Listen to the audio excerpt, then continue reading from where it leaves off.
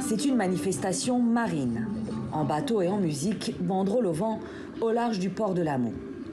Ces hommes à bord n'ont pas l'habitude de protester ni de défiler.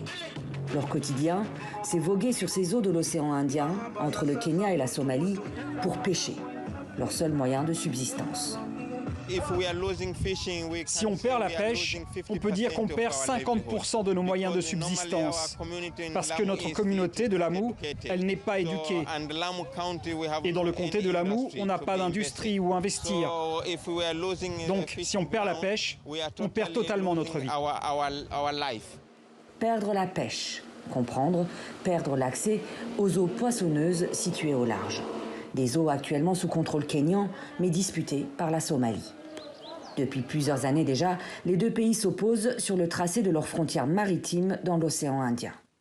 Le Kenya veut garder sa frontière actuelle. La Somalie demande une prolongation vers le sud de sa frontière terrestre.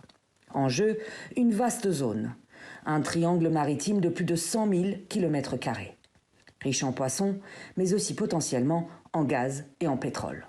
Cette zone, le Kenya la considère comme sienne depuis 40 ans, ce que Mogadiscio conteste, au point de saisir la Cour internationale de justice en 2014.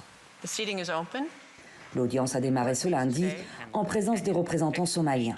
Mais côté kényan, c'est la politique de la chaise vide. Nairobi proteste contre un refus de renvoi par la Cour, une absence qui risque de lui porter préjudice. À Lamu, les pêcheurs kényans, eux, espèrent encore un accord en dehors de la Cour et loin des intérêts pétroliers hypothétiques. Les habitants de Lamu et nos frères somaliens ont coexisté pendant des siècles et continuent de considérer les frontières actuelles comme des lignes coloniales tracées sans considérer ni l'intérêt des Kenyans ni des Somaliens. Pour l'heure, les deux pays n'ont pas trouvé un moyen de s'entendre. Les audiences devant la Cour internationale de justice se poursuivront jusqu'au 24 mars.